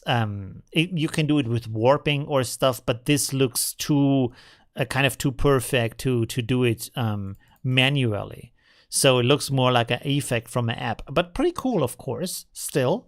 And it's always good to have these creative tools, and it looks really, really nice. Maybe liquify. I don't think it's liquify, because here you see this is similar, and then it stretches out over here, and then it becomes similar again, and it stretches out again. So, but pretty cool. That looks very, very nice. One thing I think is maybe a little bit too much is this text here, the dark text in the background. But I really like that text here in the foreground, and the idea to put the lollipops in the O of the lolly and the pop, which fits the shape of the lollipop, but also kind of looks like this is a mouth that is opening for the lollipop. So pretty cool idea there too.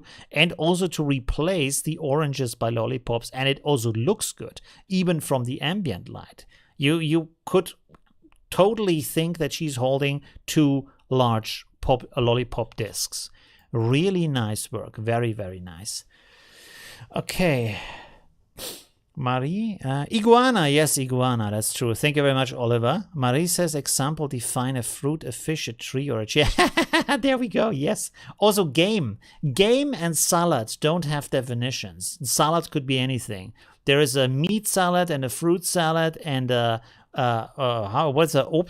yeah, and a vegetable salad, all these kind of things. Could be anything. Fish salad, potato salad. Salad is not a word. Soup also. Yeah, there's a lot of words that don't have a sharp definition of what they are, even though we think they have, right? Okay, there we go. Ooh, wow. Okay, happy Easter. Paul Brenner went with the Easter theme early. And we kind of, I would say, have Eve in paradise looking for the Easter bunny with a, yeah. Interesting look. She looks like she wants to eat the Easter bunny. And there we have the snake.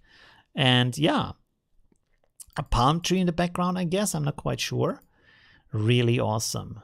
So much creative stuff. Here you can see with the adjustments, you created these little halos around this, these kind of outlines. And then they also have a different kind of a color. So play a little bit around with the adjustments. Maybe that was intended like that, or maybe not. I'm not quite sure, but yeah, you can see that you get these kind of halos around the outline. So look at the different adjustment layers and figure out what is the offending layer, and then try to change the adjustment so this goes away, the halo, or try to use another adjustment that has a similar effect but doesn't create the halo. So there's several options to try to get rid of them, unless of course you want to have them in there.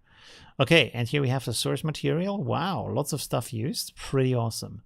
Really, really nice. Really cool work. Okay, let's go on here. Oliver, stay fresh is the topic of his entry. Very nice. With some glowing oranges here. They look more like citrus fruit in that case, lemons. Yeah, with a glow effect. Looks pretty cool. Very nice. And darker background, even with a shadow here. Is that from my shadow pack maybe? this kind of shadow. Looks pretty cool. Looks very interesting. What you could do here, of course, I know that's kind of difficult to do, is to paint light and shadow a little bit. So if you have this light source here, try maybe to have the back side of the fingers a little bit darker than the front. And also maybe here a little bit of highlights here on the fingers where they are close to the light. So you have more of this kind of impression. It's difficult, I know. I'm not good at it myself, but it gives you a better impression that there is actual the direction of the light is actually there. You can look up reference pictures online that have a similar light that you want to paint, and then just try to get it in a similar way. And a good idea is to use a curve, for example, to make it darker, and then invert the mask on the curve and then paint in this kind of darker area rather than painting on with a dark brush onto that, right? That could be a good way to do that. Or if it's not too harsh, the change is not too harsh, you can do it with the classic dodge and burn trick where you have a pixel layer and you paint with different kind of gray values, set the blend mode to soft light, and then go darker or brighter in the image. That could also work. All right, thank you very much, really cool. There we go from Sandra. Wow, okay. This is like the old rave posters. Can you remember when was that? The late 90s, I would say, was the big time of rave music. Was that 95, 98, something like that? Maybe a little bit earlier too? Yeah, with the rave concerts. Oh, wow. Yeah, looks crazy, but it looks pretty cool. Very nice. You replace the lemons with these like these sign elements, but it works. It's really cool how many things you can put in her hands and it still looks like it fits and like it works. And I like the extensions you made here in the hairs. Really cool also, which also have this kind of pick up this kind of musical theme. I'm not sure if you intended a musical theme or not, but it looks, to me, it looks like rave music posters. And this is not something I would have tried on my own, but the best I could come up with turned out more fun than I thought it would be. Yes, absolutely. That's the thing. That's the point. It's really important to sometimes go really goofy, expect nothing from yourself, set as your goal to just play around and do things you don't usually try and just goof around, because goofing around always gives you some new insights into how to work, how to get some effects, how to even find something you like, and could be a new voice, a new style, a new interest for you just by goofing around. It's really, really good. And a bunch of my tutorials are coming from that. Like the last one I did with this kind of light effect on the face. This is from goofing around. I actually wanted to create a completely different tutorial with a different effect, and then I found this and was like, wow, this actually works great. So I made that video because it's just, yeah, it's just a nice effect. It just works good. All right. Oh, we already are at the last one. Okay, pretty cool. So we have... Oh, wow. Okay. What's going on here? Took a what? Tarizer? I don't know how to pronounce that. These are the cutest animals in the jungle. We have to look that up. These guys here. I absolutely love them. This is... they are so amazing. Look at that. Look at these eyes. So amazing. These one are cool, and there's another one that I also love. Is the, I think it's called a quokka or something. Quokka, these ones. They have the cutest face ever. Look at that. Where's the good photo here like that? They always look like they are smiling. They are super cute. Look at that. Yeah, they always have this kind of funny smile face. Look. How happy they always look. It's just their anatomy, of course, but still, look at that. They always look like they're smiling. Yeah, it's so great. Anyways, let's go back to the work from Mark. That looks really cool. It looks kind of scary though, but really cool. What is the TV show? What is that TV show where they turn into werewolves and all kinds of things? The Grimms? Is it called the Grimms or something like that? Ah, that's so cool. You need to watch that. they did really good effects on that. You have all the kind of people they turn into, I don't know, rabbits and wolves, and just from the head, just from the face. Wait a second. Grim TV show. Grim. It's just called Grim. Look at that. You see, they kind of turn into these, and it looks it doesn't look so good here, but when it's animated, it looks much better. It's a pretty cool show too. Do we have here maybe more? Yeah, this guy turns a little bit into a werewolf. Anyways, oh wow, there's the makeup thing. Man, it's so much work. Okay. Anyways, I can't find it, but it's a pretty cool show if you find it. Okay, let's go back to Mark. Wow. Pretty cool. Also with the background, with the jungle background, pretty cool. By the way, I have a good advice here for you. You see here with the hair, the problem is, of course, that the mask doesn't have the hair structure. So what I would suggest you do is to find a good hairbrush online. You just enter hairbrush. Of course, like type Photoshop hairbrush. Photoshop hairbrush. And then you can find stuff like that. You see... no, that's not it. Let me look here.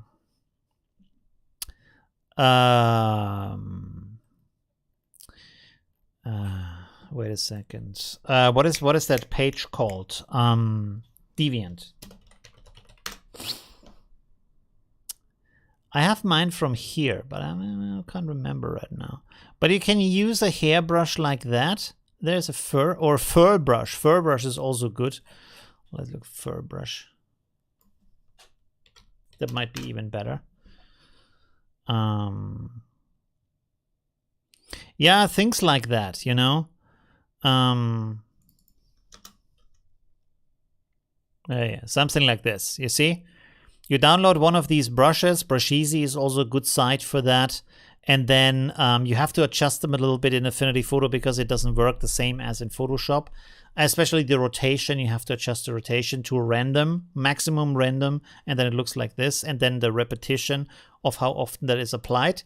And then you can use this here to paint the mask. Like paint it inside too much, so it takes away too much, and then paint it back outside with the fur brush, and then it has this kind of nice fur structure here as a selection.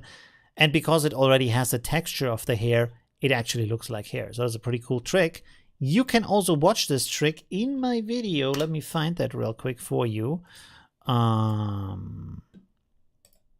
Fur. There we go. I have a text. Oh, come on. I have this fur font tutorial where I show you how to do that. How can I link that? 1 second. Man, how long ago was that? 2018? What? Have I done my channel for so long? 4 years already? Wow. Is my channel really that old? I thought it's like the 3rd year. I do this for 4 years already? Really? That's crazy. Okay, here's the video for the fur brush. Fur brush, there you go. Okay. Oh my god. Is it really 4 years? That's crazy. Okay, well, the last 2 years like basically didn't exist from a pandemic standpoint. It's just like it flew by like nothing, to be honest. And I'm really happy to go back out on the street. Hey, okay, let's do some talking session.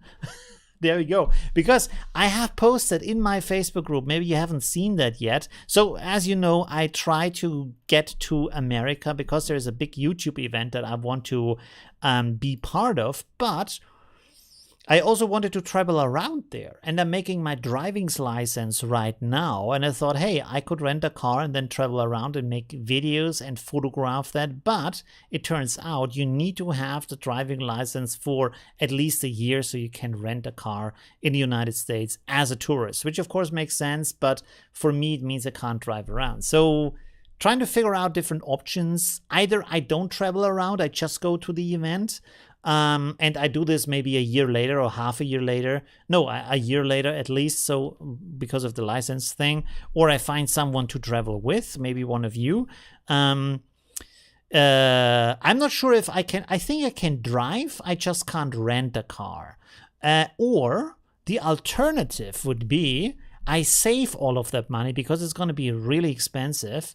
And invest it into buying a car and rebuilding the car for my purposes as a creator, you know, putting cameras and like building it up so I can work on my laptop to create the videos, stuff like that. And then I can travel everywhere, sleep in the car, do all these kind of things.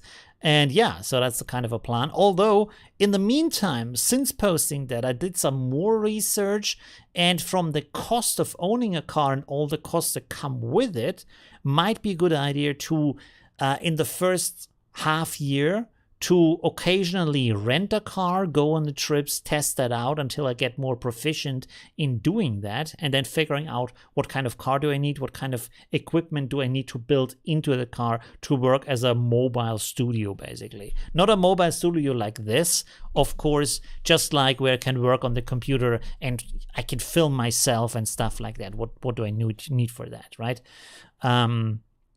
Yeah. And of course, I need to learn a lot about the filming stuff. I'm learning so much every day, taking notes, watching tutorials, learning, trying out with the cameras, all this kind of stuff, cutting the videos, color grading the videos, ton of work. But it's fun. It's always fun. It's always good. Let me pull the chat over here. Yeah, and of course, photography also, lots to learn, lots to do. Let's do like plans for tutorials and all these kind of things. So yes. Lots of cool things. Sandra says, do you mean you can use Photoshop brushes and Affinity for some modifications? Yes, you can import them, the brushes from Photoshop. That's possible, but usually they are just the brushes without all of the adjustments that you have in Photoshop, so they actually work in that kind of fur way you see advertised on that page. So you have to set up these settings yourself. Like for the fur brush, if you use it right away, it will just repeat that brush without rotating that. And so you just have like a black line, doesn't look like anything. So you need to go into the settings of the brush and set the rotation angle to maximum and then the rotation source to random. So it goes like this when you paint. And then through the rotation, you have the hair sticking out in all sides. And that means when you brush along, it will just create a hair structure on the outside of that brush, right? Marie says, and yep, Sandra, you just need to set it. Okay, I already answered that. All right. Van Life, yes, Van Life, absolutely, Olivio, 2023. Yeah, that's the big plan. This is one of the biggest goals that I still have. Is like I'm basically independent from. How can I say? I have a lot of independence already from my time, from my what I want to do, all these kind of things, because this is how I built up my life. I can be an artist, I can be free, I am self-employed. Of course, there's a lot of risk involved with that, and it's a lot of work.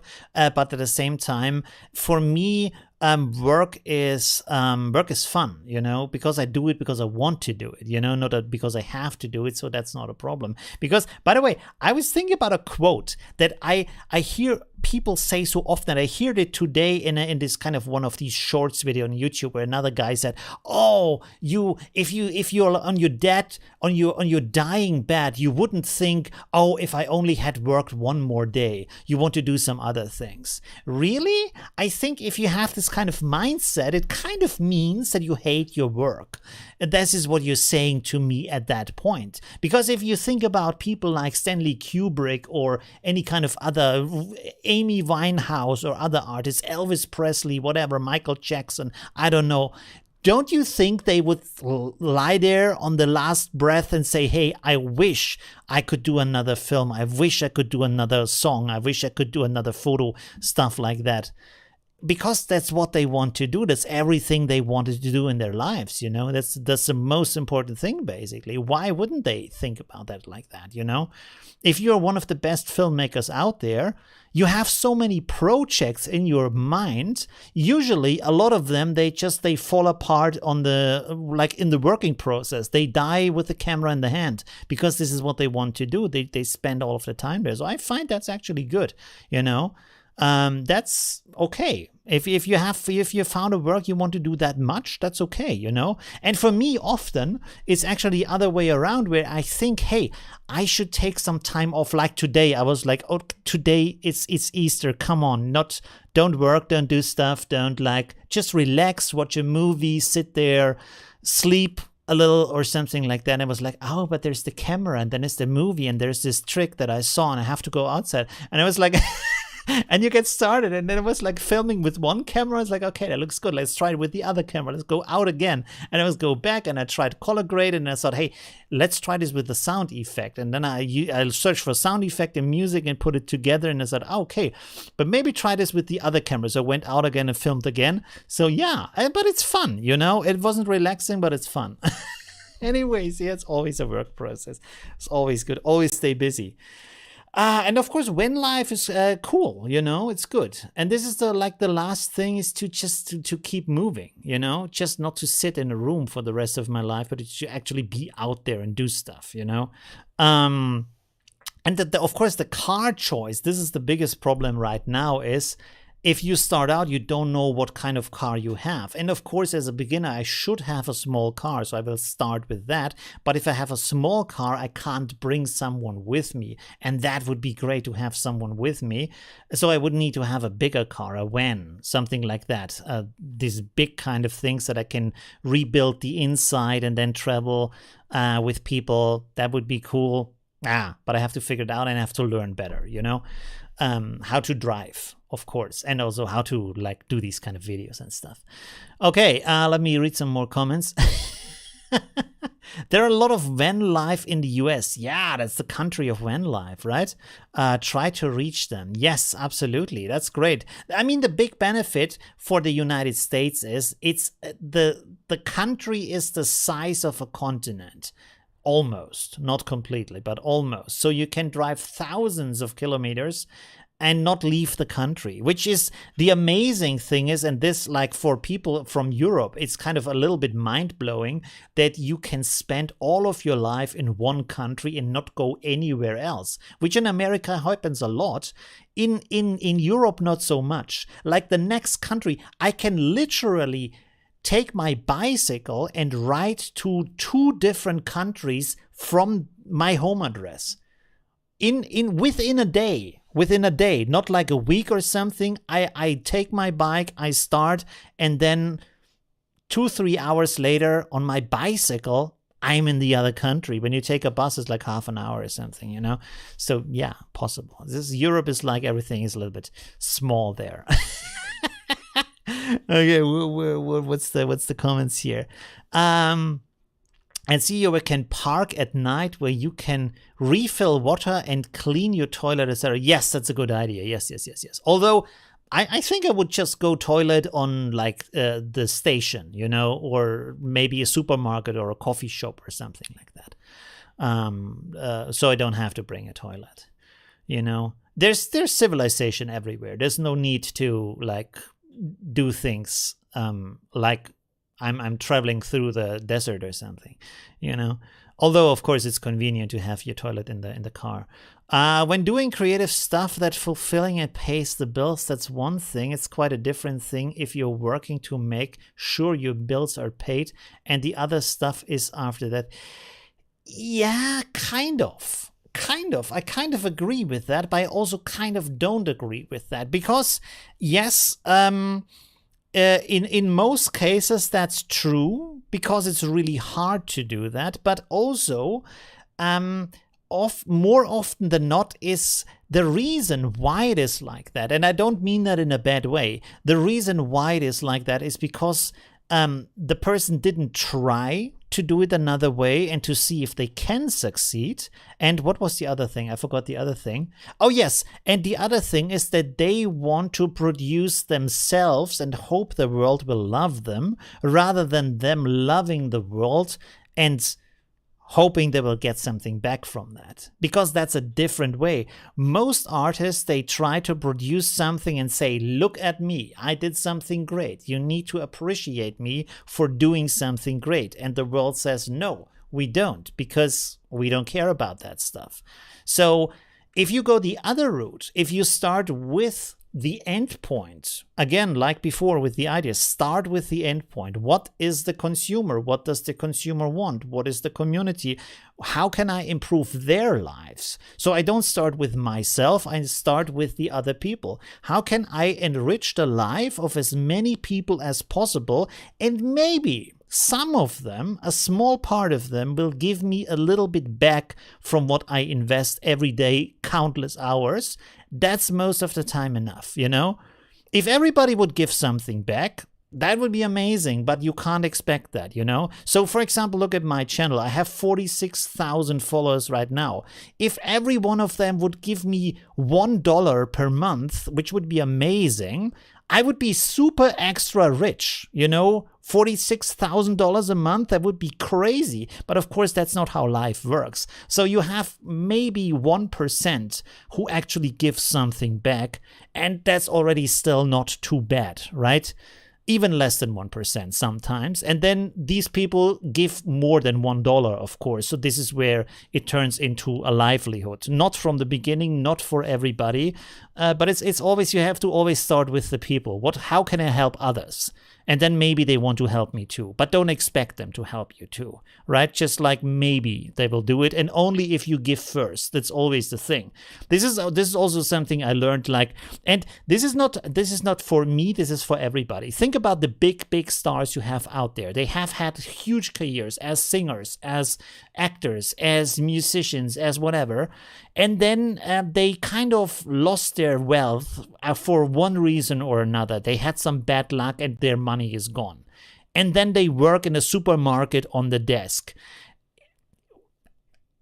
Don't think any one of their fans would say, hey, here, I give you my money. I give you some of my money so you get back into the life that you deserve for all the fun you've taken, you've brought to us. No, forget about that. It's not like that.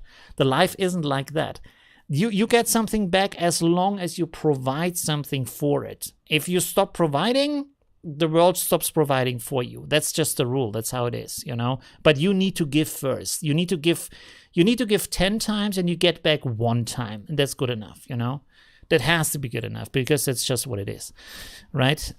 But I'm happy with that, you know? And I never blame anyone in my community for anything. If I make a video and nobody wants to watch it, it's my fault. I did something that was not good enough. I have to do better, right? So with my tutorials about the photo stuff, I did it and you didn't watch it. And they're like, why?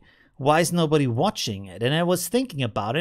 I was like, because there's no value in it. I just show you beautiful pictures I'm taking, but what is that to you? Why would you watch that? It's not interesting enough, right? And so I make these other videos, and now they work.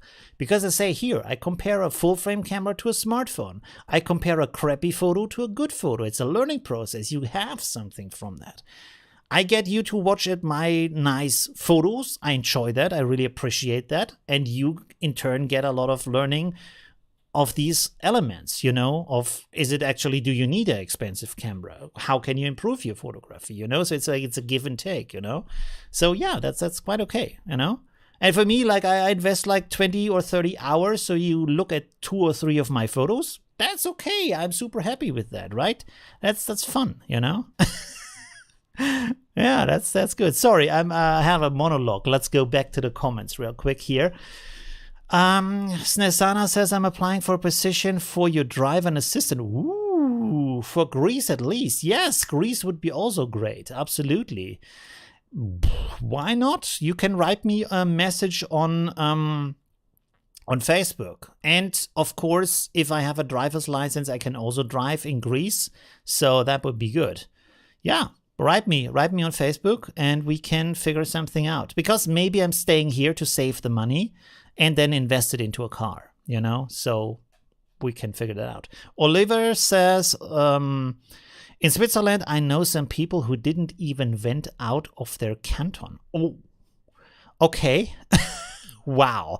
By the way, if you think about that, this is so crazy, but it also at the same time is really interesting. If you think about the old times where we didn't have cars or anything, it was very, very normal that you would never in your life leave the town you were born in because you didn't have the means to, but also because it was too dangerous to leave the town.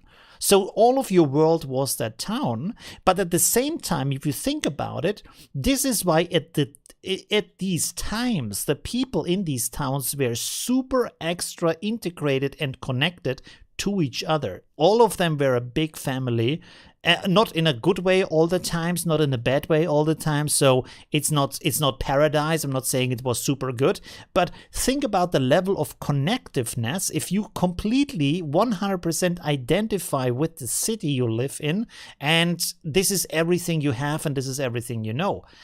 It's kind of interesting. It's for our kind of way how we see the world. It's very crazy and absurd and it sounds a little bit dangerous. But at the same time, you think about, you have this kind of place you feel so connected with and you don't even question. And this, by the way, this is the reason why in the past, or let's say why in our time, the concept of individuality and identity is something we have today. In the past, this was not a concept. Individuality and identity are very new concepts. They came up around the time of the French Revolution. Before that, no. You would define yourself through your family and through your people, the town, the village. This was you. There was no difference between you and the village. And if there was something bad in the village, there was something bad with you at the same time. It was super extra connected. This kind of concept we have today, that we are individuals and we are separate from each other and we can change locations, that's super new.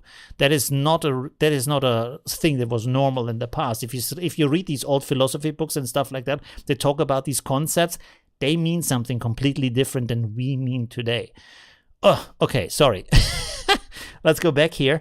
Inner City says, when live in the US, have you seen the Texas Chainsaw Massacre? I hope this is not going to happen, but of course there's a higher risk. Every time you leave your house, you can, get injuries. Anyways, PA says you can shower at the big truck stops. Yes, that's true. Yeah, shower, big truck stops or something else. If you find a waterfall or something, just go under there without soap, of course, but yeah, you can do a little bit of washing. Oliver says, even if you want to go to gas stations or else, ask where they are. Not all accept people and you need to call them first. Really? Oh, maybe because on the countryside they're not always open because there's so little cars there. Is that the reason? Ah, okay, I see. Although I have heard that the people in the United States are super extra friendly and open to help you in some parts. Like I've heard in New York, it's quite the opposite. Depends, I guess. Of course, like in big cities, it's different because you have like a million people around you. On the countryside, you have like, you don't meet too many new people per day, so that puts it in a different perspective. Oliver says you have 46,000 followers. I only have 460. I still have time to reach your level. Yes, absolutely. Yeah. But if you want to do that, you can do that. You know, there's nothing standing in your way. The only thing you need is be open to fail. That's really important. Like try different concepts. And if they don't work, don't hang on to them. Go on to the next concept. Try the next thing. That's important. And then the biggest thing, and nobody talks about, there is so many tutorials out there on how to get more viewers, and they show you all this kind of tags and keywords and title and thumbnail and blah, blah, blah, blah. The most important thing is you reach out to other people. Go on Facebook, go in groups that are relevant to your content and share the videos there. And the second thing is stick to one topic, because people absolutely hate change. They don't want it. They want one topic. If you're about one thing, stick with that one thing and don't do anything else. Because there's so many, I have so many people that talk about, I want to be famous. And then I ask them, what do you do? And I say, yeah, I do cooking, but also music. And then I do travel sometimes, but I also share my cat videos. And then I go for walks and I talk about that. And I also write rap music and I show them my lyrics. And they're like, yeah, okay, forget all that. Because nobody cares about that. And they say to me, yeah, but other people get famous with that. No, they don't. They don't get famous with that. They get famous because they have a personality that is absolutely magnetic and they know how to tell stories, and you want to watch them no matter what they talk about because they are just interesting people. But that is a very, very rare skill to have. Usually what you need is some kind of skill that you can teach others or that you can do that people want to watch, some kind of story, and then stick with that one element you want to do. For me, it's photo editing. This is why I don't do any kind of publisher or designer or any kind of stuff like that. It's just photo editing and nothing else on my channel. That's all it is, So find one topic that you like and see if there's a niche and see if there's a need for that. If there's no need, forget about it, So yeah, that's basically the secret. Find a niche, stick to the niche, and share it with the people in that niche. You need to go to them. Don't expect them to come to you. That's really, and then it's basically success, because we all have needs. If someone fills the need you have, you want to be with that person. You want to work with that person, right? Yeah, that's the whole magic about it, right? This is why most big companies who make a ton of money sell the easiest, simplest things you can think about. Think about the biggest brands we have in the world. What do? They sell soft drinks and junk food and toilet paper and gasoline and computers. This is the basic things we need every day. And then you have some complex stuff, and it's very niche. There is rich people in there, but they are smaller than the super extra rich people because that is a bigger need. Eating every day is a big need, but it doesn't have to be quality food. You just want to stuff your face with something that tastes good. So this is why burger joints are really huge. And the super extra fine restaurants is also nice, but nobody goes there unless the very, very small amount of people who can afford that. So rather try to have the burger that everybody wants, but nobody can find. That's the better way, right? Okay, where are we? Oh, talking corner today. Wow, we have some good topics here. Let's go. What's the next one? Seems now we define ourselves by our work. Yes, why not? We have moved into a lifestyle that is very, how do you call it? Patchwork, something like that, where life and work and learning especially is merged together, right? It's not separated, And I know, for example, this is also maybe a good point. I go from point to point. I'm the kind of person who can talk about almost any kind of topic. Okay, let's go. So with the work thing, I hear a lot of people say, oh, look at Google, look at Facebook. They have all these kind of cool things like a massage place and a restaurant and the chill out and a yoga place, and all is in the business area in their offices because they want to trick people into work longer. And that's true. Yes, it's true. So you stay until 10 at night, or you don't even go at home at all, because everything you need is inside of your office. You don't need to leave the office. But at the same time, what they don't see is that this is a modern concept of working. If you stop to see working as work and start to see working as part of life, because you don't forget about work as the word work and go with the word passion. You want to follow your passion. Why would you go home from that, you know? If you think about concepts like I need to have what is it called when you stop work, the time after work is called what in English? What is that?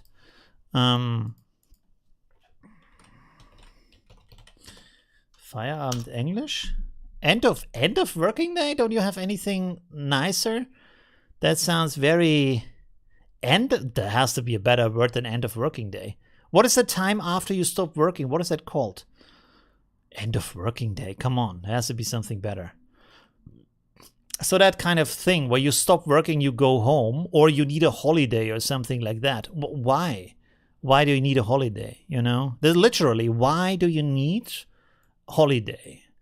Of course, the problem is we have an old work concept where the company, and this is like really mind-blowing to me, the company expects me to go there and sit there for 8 to 10 hours, no matter if I have work or not. If I don't have work, I have to pretend like I'm working, and I have to do this crap for 8 to 10 hours a day. Why? Why is that a thing? You know, it would make much more sense to say, do whatever you want to do inside of these, let's say 10 or 15 hours. As long as you do it, you can do whatever you want. If you want to sleep for 5 hours in the office, do that. And then do your stuff in 2 hours if you're quick enough. And then do some other stuff. That's okay with me. I don't worry about that, you know. As long as you're productive, and I would say I'm rather productive compared to some other channels. I put out a lot of content. I make 2 tutorials. Now I make a photo video. I make a live stream, make a weekly challenge, all that kind of stuff. But I have a lot of free time at the same time. Like usually I don't start to work until 4 in the afternoon because I get up at 10 and then I hang around, I watch a movie, I go for a walk, and then I start to work at 4. But then of course I work like forever until like 3 in the night or something like that because I'm a night person. So that's the difference. After work, retirement. Yes, retirement. Why do you need to retire? Explain it to me. Why do you need to retire? From what are you retiring exactly? You know, because this is the thing. People retire from work, but you don't retire from the other stuff you do in your life. People don't say, oh, I'm retiring from my family. I'm retiring from my hobbies. I'm retiring from cooking. Now I'm just finished. I'm 60. I don't talk to my family anymore because now I'm 60. I don't travel anymore because now I'm 60. I'm done with that. Now I'm just watching Netflix because everything of that was like just too much for me. Nobody says that. Just work. The only thing is work where you have to like say, I have to stop with that. Why? You know, if you look like at other people like the president of the country, he's like 80. He still works. So what's wrong with that? You know, of course, this is what I say. It's the old work concept that's the problem.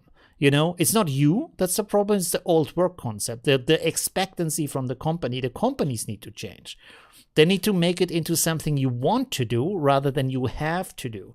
If you're there for your money, that's not good. The company needs to build a work environment where you want to be there all the time. And this is what I say about, like, I like the Google concept because people want to go to work.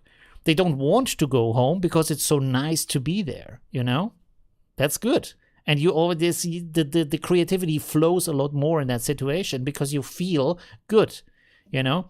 Remember the time when you were a student and everything was amazing. You were talking with your friends and you talked about your university stuff at the breakfast and at the afternoon and at the party, and when you go walking home from the party, and then at the next morning when you sit at the park and the sun is going up and you ate your first breakfast after the party, you still talk about university stuff because it was fun. You know, you like to do that. And then comes the work stuff and they make it like it feels like slavery instead of something you want to do, you know. That's the problem. The problem is the companies, not the work, you know, in my mind. But my mind is stupid because I've never worked in a company, so I actually don't know. I can only talk about the self-employed life where you do whatever you want. And then if you don't want to do it anymore, you do something else, you know, which is also okay. All right. Anyways, One retires from their long-term job. Yeah, basically.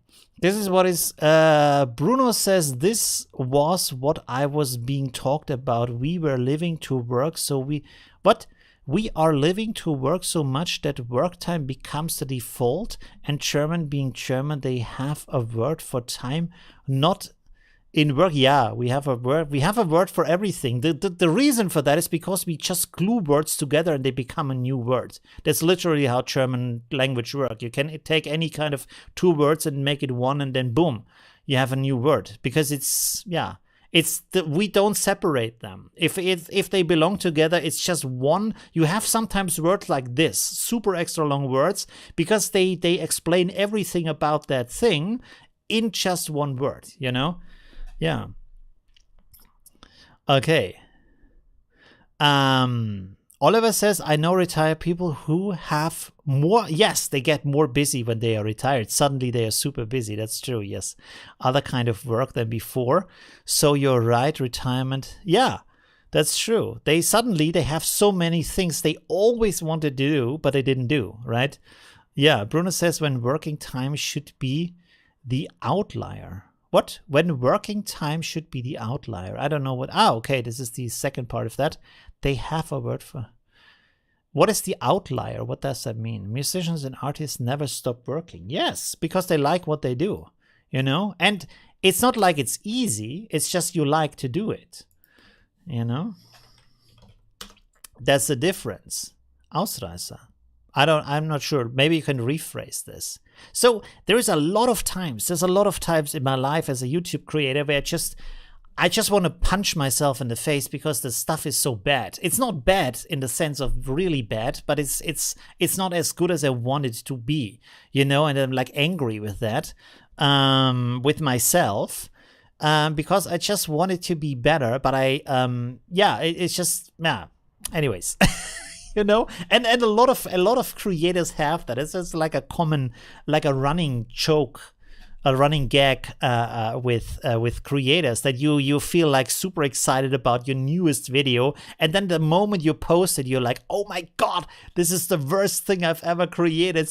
Oh no, they will all hate this, because I don't know. It's just like you always want to be on the next level, you know. You're always hungry for, when will I be that good? When will I be like that big and that kind of create this cool stuff? Because there's always someone better than you, and you always want to be like them, you know. You always want to reach up to that next level. And yeah, I think that's a big thing. And I the only times when I worked as a freelancer in a company, the work day actually was, first of all, I made a lot of suggestions. They picked up maybe 1% of the suggestions that I did. They didn't like that. They don't want to have innovations. They don't want to have improvements. And the job was so stupid and boring. I turned off my mind and just pushed the buttons, because it was repeating the same stuff about 250 times to export these kind of clips. And I didn't know what I did at that moment. They came to me and said, hey, have you done that clip? And I was like, I don't know. We have to look up if I did that clip already. Probably, but I don't know, because my mind is not here. I'm just doing the blah, blah, blah, blah, blah.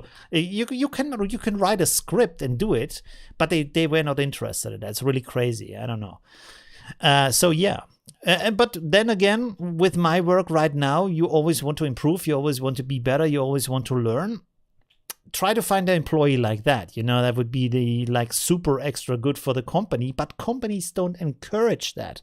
They want to do you what they say, what they tell you to do, and this is not encouraging. It's not fun to do. So people are happy to get out of that, because then they can turn on their mind again, you know. That's the problem.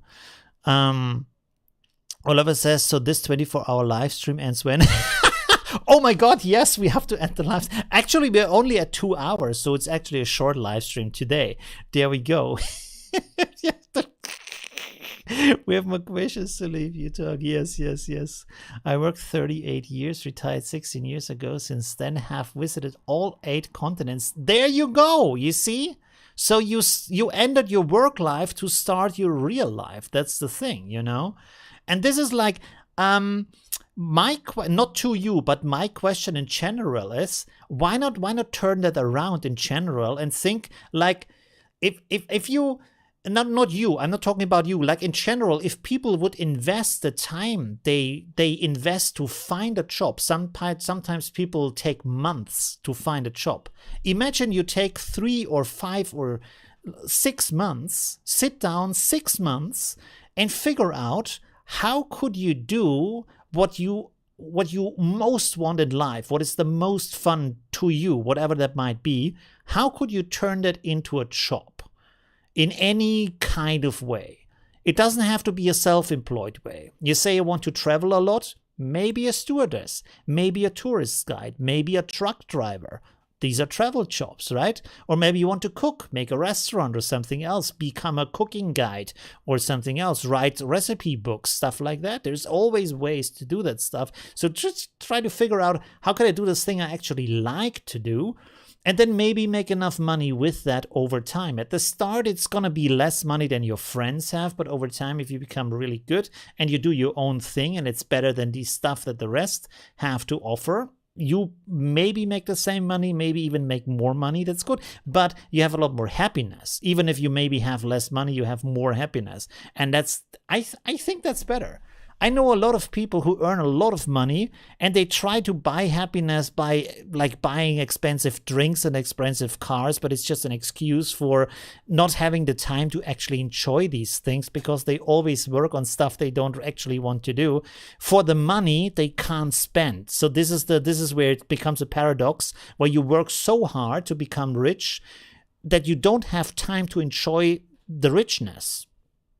That doesn't make too much sense, right? So yeah, I'd rather be the other way around. I be rich in time and experience rather than in money. You know, of course, money is good too, right? Money solves a lot of problems, yeah, but you need still to have time to enjoy that money. All right. Anyways, you are right. We should close the stream. Oliver says, I'm looking at a basic part-time 50 to 60 job. What is a 50-60 job? So I can pay my minimum bill, then use my free time to do the rest. Yes, that's good. And maybe try to figure out in the free time how you can make a little bit of money in the free time that may become more money over time with things you enjoy. And there's always a way to make money, because other people already make money with the things you enjoy. There's in anything. This is the thing. If you think this, let's end the stream with that. If you think you cannot make money with the things you enjoy, ask yourself why it costs money to do the things you enjoy. So that means someone out there makes money with the things you enjoy, but not you. You pay money for it. So why not become one of the people who make money with the things you enjoy? It's possible. There's nothing in life you can do for free, and that's just fun. Everything costs money, and someone makes the money. Could be you. That's it. All right. That's it for today. I hope you enjoyed that. And yeah, see you soon. Have a good night. Bye.